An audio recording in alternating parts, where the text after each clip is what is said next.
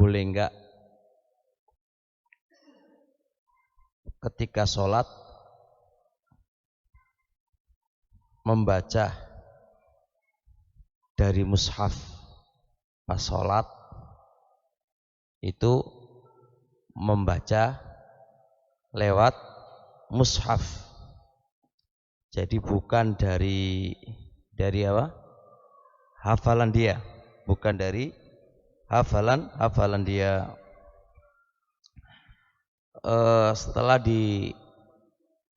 yang saya baca, yang saya tahu, untuk hukum ini diperinci menjadi dua keadaan. Keadaan yang pertama yaitu sholat fardu. Sholat fardu. Boleh enggak sholat fardu itu imamnya memakai mushaf?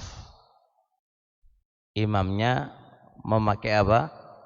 Mushaf. Ini keadaan yang pertama. Masalah ini ada khilaf di antara para ulama. Ada yang bilang boleh, ada yang bilang batal.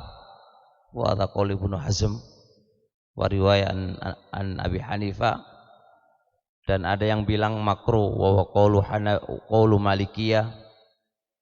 Ada yang bilang boleh. Yang saya condongi untuk sholat fardu tidak dianjurkan untuk membaca dari mushaf. Tidak dianjurkan. Tapi kalau dia tetap membaca, maka sholatnya sah. Tapi tidak dianjurkan banget. Alasannya, pertama, tidaklah ma'hud, tidak pernah terhafalkan, tidak pernah ada nukilan dari salaf kalau sholat fardu itu membaca dari mushaf. Imam Ahmad pernah ditanya tentang seseorang membaca dari mushaf sedangkan dia menjadi imam. Imam Ahmad tanya, apakah itu sholat fardu? Kalau iya, kata beliau, la a'lamu bihi syai'a. Saya tidak mengetahui sedikit pun pendahulu kami kalau sholat fardu itu memakai mushaf. Jelas? Alasan yang kedua, kenapa tidak dianjurkan? Sabda Nabi alaihi salatu wassalam, inna fis sholati la sugla. Sesungguhnya di dalam sholat itu kesibukan yang khusus. Ketika dia sholat membaca mushaf, dia memiliki kesibukan yang bukan kesibukan sholat. Kok bisa? Ya, kalau dia megang, tentunya apa? Enggak sendakep. Tangannya yang satu dibikin megang. Harusnya kan sendakep. Kedua, pandangan dia seharusnya ke tempat sujud. Kemana ketika itu? Ke tempat mushaf. Kemudian ketika sholat, dia pasti buka apa itu? Buka halaman. Itu semuanya menjadikan tidak dianjurkan kalau sholat fardu itu imamnya membacanya dari mushaf. Maka bacalah faqra'u ma tayassara minal Qur'an. Baca semampunya dari Al-Qur'an. Bahkan Ibnu Hazm dalam kitab Muhalla yang beliau mengatakan batal salatnya kalau dia baca dari mushaf. Di antara alasan beliau, Anda itu disuruh mengamalkan sesuai dengan kemampuan kamu, ya kan? Disuruh menghafal, membaca sesuai dengan kemampuan kamu. Tapi kalau Anda bebankan diri dengan membaca melewati mushaf, berarti Anda itu terlalu membebani diri kamu apa yang kamu tidak mampu. La yukallifullahu nafsan illa wus'aha. Fattaqullaha mastata'tum. Bertakwalah semampu kamu. Kemudian bagi yang mengatakan boleh ya membaca dari mushaf, tentunya qaulun Nabi alaihi salatu wasallam ya ummul qauma aqra'uhum likitabillah, hendaknya yang mengimami kalian itu orang yang paling banyak hafalannya Al-Quran. Ini enggak berfungsi. Ini enggak berfungsi. Justru yang akan berfungsi adalah suaranya enak karena dia baca dari mushaf. Baca dari mushaf. Seterusnya, raghbah, keinginan untuk menghafal Quran justru apa? Akan habis. Ngalapo ngapal Quran, wong imami iso pakai mushaf kok. Wah, kalau ini diperbolehkan bahaya. Maka dari poin-poin tadi saya condong pendapat yang mengatakan tidak dianjurkan sekali kalau sholat fardu membaca dari mushaf. Tidak dianjurkan sekali, dengan beberapa adillah yang kami datangkan tadi. Adapun salat sunnah, walaupun ini ada khilaf di antara para ulama, Syekh Al-Albani tidak menganjurkan walaupun salat sunnah pakai mushaf. Bahkan beliau mengatakan hatta awam itu merasa jijik, merasa diremehkan kalau ngimami pakai mushaf. Hatta orang awam. Beliau datangkan beberapa mafsadah kalau dia pakai mushaf, sebagaimana yang saya katakan tadi, yang kami katakan ketika di sholat fardu. Nah, cuma untuk sholat sunnah saya condong boleh, kayak sholat taraweh, sholat lail, sholat kusuf, itu boleh. Itu boleh. Apa alasannya? Ingat, apa yang menjadi pembeda antara sholat fardu sama sholat wajib? Kalau sholat wajib amat tidak dianjurkan, tapi kalau sholat fardu itu kok boleh? Ingat, di sana ada kaidah syar'i bahwasanya sholat sunnah mabniyun ala takhfif.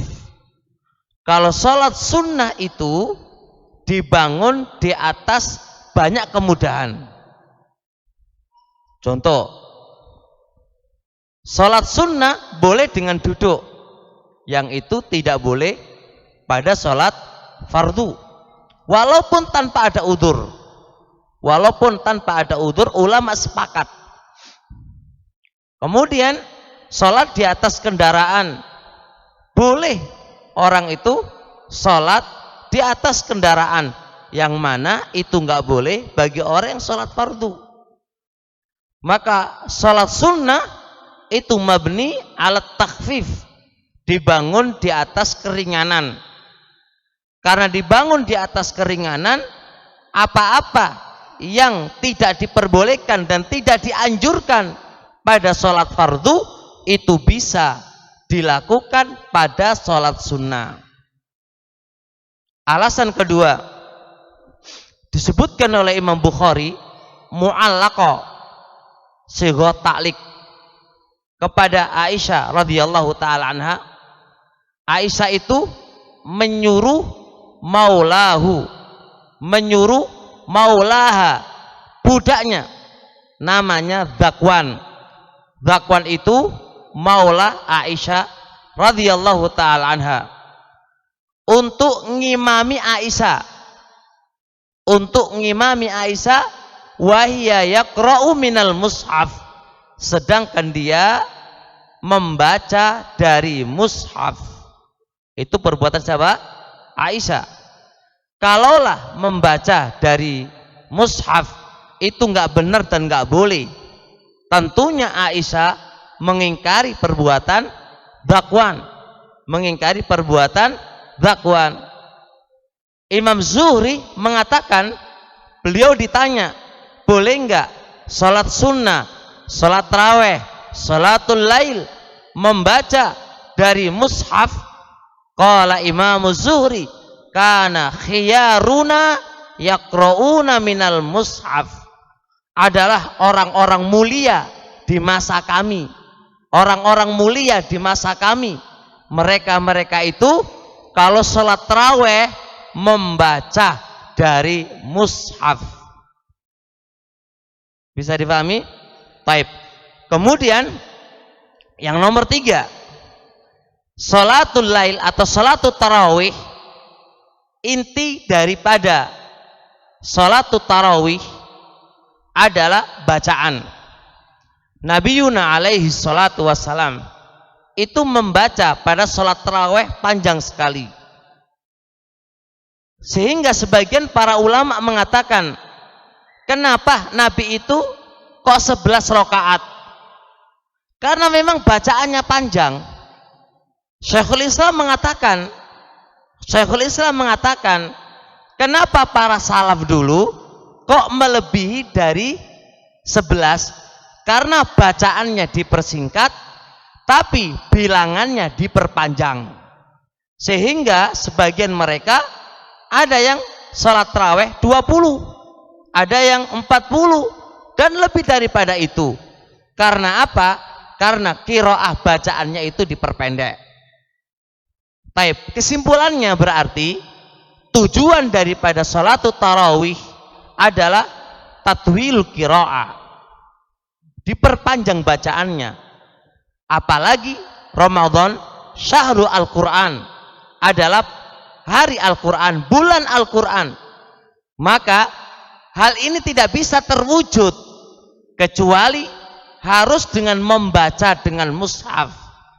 Ma la yatimul masyru' illa bihi fahuwa masyru'. Dengan kaidah al-wasail lah ahkamul maqasid. Tujuan untuk tatwil qiraah, untuk memperpanjang bacaan.